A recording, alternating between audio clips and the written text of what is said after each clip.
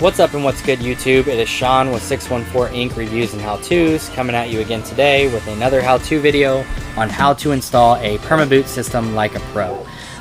This video is for all of you DIYers out there that are considering taking on this project yourselves.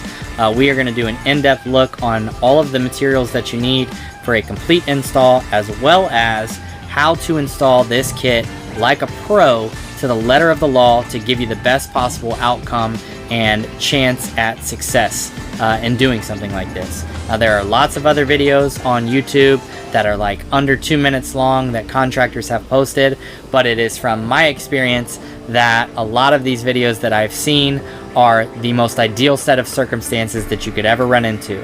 And so if you're a DIYer and you don't do this for a living and you're not prepared at handling every possible curveball that this project could throw at you, you might get on your roof and experience something completely different than the contractor that you saw in the how-to video that you watched, and you might not be prepared for it and left sitting on your roof like a deer in the headlights. And so I'm going to show you a complete in-depth look at anything that this project could throw at you and show you how to tackle it so that you're prepared and ready, so that when you get up on your roof, you know how to handle anything that comes your way. And so the first thing we're going to take a look at is the Perma-Boot itself. Now, these Perma-Boots can be purchased from Lowe's, Home Depot, whatever your favorite big box store is. They are typically not found in stock, and they are special order, so don't expect to just be able to go in the store and pluck one right off the shelf. You may have to special order it.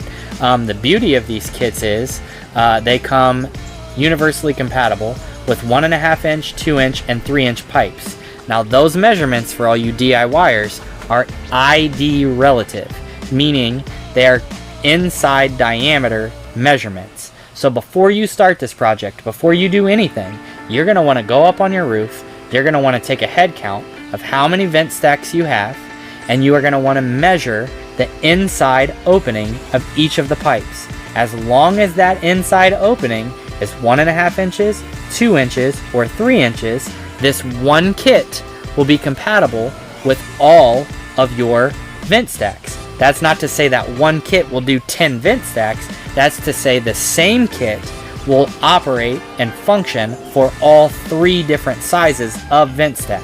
So if you have 5 vent stacks, you need 5 kits. Now, these kits come with pieces to make them universally compatible. So at the end of your install, you will be throwing away extra pieces. That is normal. Don't think you messed up at the end of the install if you have some extra pieces in the box. Like I say, they are universally compatible. So after you've taken your head count, after you've measured to make sure that your pipes all fall between that 1.5, 2, and 3 inch ID range, the next thing you're going to need is a saw of some sort. Now, again, a lot of these how-to videos that I've seen on YouTube, the people have a pipe that's just magically cut to the correct height to where these Perma-Boot kits can just slide right over top, and then they climb down and drink their celebratory beer. That's not real life. 9 times out of 10, you are going to need to shorten the height of your vent stack so that it is compatible with the Perma-Boot kit, and I'm going to show you how to do that. The next thing that you need is a razor knife to cut back your shingles. And again, this is the second most common thing that I see on YouTube on these other how-to videos, where people just install these kits directly over shingles. Now, I'm not going to sit here and bash any other contractor and say that it's going to leak if you do that, because that might not be the case. It might be perfectly fine if you have a leaky vent stack and you install this Perma-Boot kit right over the shingles. You might get the leak protection that you're looking for and fix the issue. However, it is not the best way. If you want the best leak protection and the most ideal installed Perma-Boot solution, cutting the shingles to contour around the base of the Perma-Boot is the best way that you can install this system. So I'm going to show you how to do that. And the other thing that you're going to need, aside from your carpenter knife, to get that done is a piece of chalk. Now, I've used a big fat piece of sidewalk chalk, but I filed it down to have a nice sharp point. Because what we're going to do, and I'm not going to get too far ahead because we're going to get up on the roof and I'm going to show you how to do all this. We're going to dry fit our kit and then trace the base. And so if you have like a piece of blackboard chalk that is skinnier and more accurate, you'll be probably better suited than to use a big fat chunky piece of sidewalk chalk. I've done this a lot, and like I say, I filed it to a nice point, so this is going to work just fine for me. And then the last thing we're going to need, aside from a rag, we're going to want to take a rag up with us too. is P&L roof flashing polyurethane sealant. Now again, I am not sponsored or endorsed by any of the products or brands that we're talking about here today. I'm a contractor, and the reason I use these products is because throughout the course of my career, this is the stuff that I have found that works. You do not have to use P&L. It is very expensive. You can use any type of urethane-based sealant that is capable of sustaining high temperatures. Depending on where you live, your roof is going to get very hot in the summer and very cold in the winter. And so you definitely want to use a product that is urethane based so that it can expand and contract as the climates change, and that is made to seal and to bond, because that's what we're going to be using it for, a adhesive sealant. And so with all of that information, let's go ahead and get on the roof, and I will show you guys exactly how to get this project completed. Before we get started, I just wanted to show you something real quick and simple to make your life easier.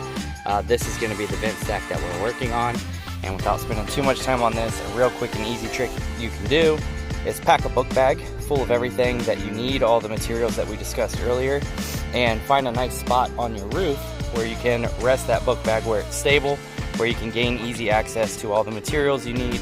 And we are going to be cutting some shingles, and so if you'd like to be neat and tidy like I do, you can find a nice pouch to throw your trash in as well. And so let's go ahead and get started. I apologize for the less than stellar camera angle, but we are doing this alone today, and so this is the best I can give you. We're going to make best do with what we got. So first thing you're going to do, and you can even do this down below before you pack it in your book bag, but there's nothing to it. There are 2 ears on either side of the base of the Perma-Boot. This top, there's no right or wrong way. It's non-directional. You can clip it on any way that you want. And so you're just going to put the 2 Perma-Boot tabs into that top base. Then there is an angled piece down here towards the bottom. That is the piece that should face down, going down the pitch. So this little piece that flares out should be pointing down the roof. We're going to dry fit it in place. As you can see already, this vent stack is too tall for this Perma-Boot kit. So a lot of guys, they just come up and literally do this right over top of the shingle, stick their cap on, call it a day, and the pipe is already magically the same height like we discussed earlier.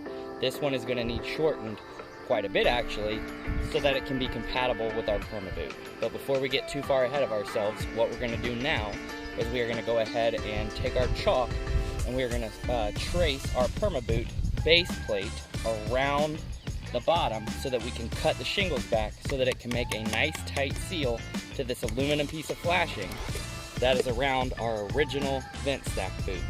So that the bottom of the Perma-Boot kit can make a nice solid contact seal between the bottom of the kit and the aluminum flashing. This is going to give you a much better installed Perma-Boot solution than just going right over these shingles. You can see how elevated, well, you probably can't from your angle, but I would say that these shingles are about a 1/4 inch up at least from the bottom of this base plate elevated, which is just allowing water a higher contact point of the boot. And so if you have a boot that's really deteriorated and ripped very low, again, I'm not degrading any other contractor's work, but it could potentially leak because water is just running straight under the Perma-Boot, because these are not watertight to the roof. So water's still going to get under here, and it's going to have a better chance of hitting the gasket than if you cut these shingles out and drop this clear down tight to the aluminum. It's going to have a much better chance at making solid contact with the aluminum and keeping water off of the gasket below it. So it's not 100% necessary. You may be able to install it like this and get away with it, but if you can take 2 seconds to cut these shingles back and have a better installed Perma-Boot solution, I highly recommend doing it. So without further ado, let's go ahead and we'll do a time lapse and show you how that's done.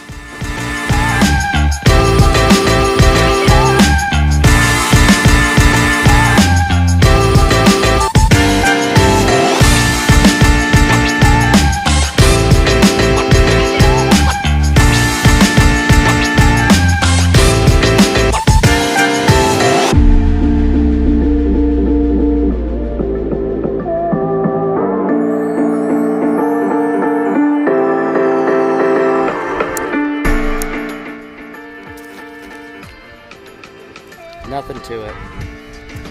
Like I say, just have the proper tool, do it as clean as possible. I'd be very careful using your bare fingers to clean the burrs. I would actually recommend grabbing a rag to do that, but again, I'm trying to video and do this one-handed. Alright, one other quick precaution that I like to take before we install the PermaBoot, now that we've cut back the shingles, is I like to take our sealant and around the gasket, especially if yours is old and corroded and ripped and torn, just go ahead and slather a nice liberal bead of your polyurethane based sealant around the vent stack itself. Again, this alone, without a PermaBoot, is a fix that a lot of people use to repair these. And so water, if the PermaBoot system is installed correctly, should never be getting to this portion of the vent stack anymore. However, again, it takes 2 seconds. It doesn't require any extra work, so why don't we just go ahead and do everything to the letter of the law the first time to prevent any leaks that could potentially arise in the future. And so I always like to slather a nice liberal bead and smooth it out with my finger, sealing the gasket to the pipe. And then when we install the PermaBoot system, it is 100% leak proof. And so just wanted to share that quick point with you. Now we'll go ahead and get the PermaBoot kit put on. Okay, as I briefly touched on earlier, no matter what size diameter your pipe is, every single one of these vent stacks is going to require the collar to the 3-inch stack. If it's a 3-inch stack, that's the only collar you'll need.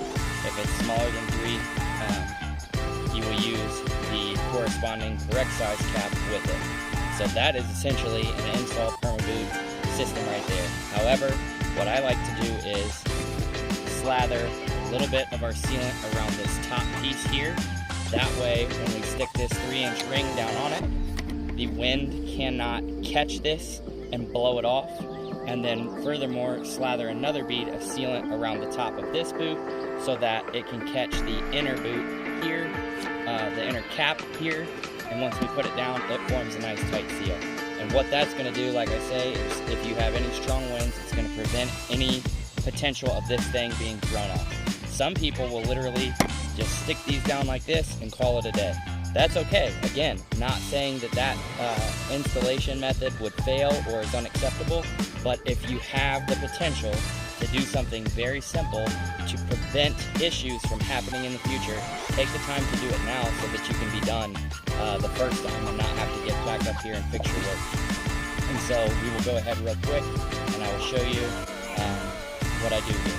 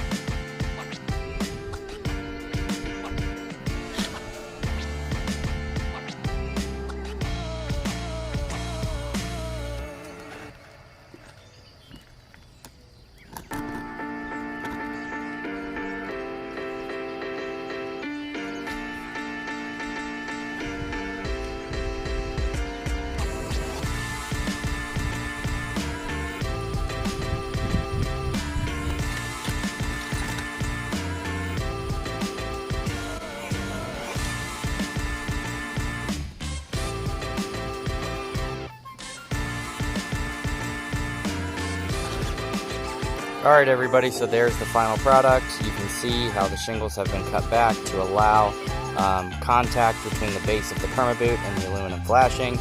And you can also see how we had to shorten the vent stack height so that the PermaBoot kit would actually fit the stack. And so really those are the two biggest things that I see a lot of other contractors' videos omitting. Again, I'm not degrading anybody else's work. If you want to install yours over the shingle, that is perfectly fine. You may get the leak protection and the life extension that you are looking for out of a PermaBoot system over your existing vent stack flashing. However, I do not believe that it is the best way. I believe that cutting these shingles back like this is the best way to give you the best protection from one of these PermaBoot systems, and it really requires very minimal effort. Again, just want to point out, we are not trying to use pressure, you know, full body weight, and cut through that aluminum flashing. We're really just trying to score the shingles, and really trying, if possible, to snap them off at that score line. And so if you guys, you know, arm yourselves with all this information and bring up the first time in a book bag all of the correct products, really this job is pretty simple and you should have success at it. So I thank you for tuning in and supporting the channel as always, and best of luck to you.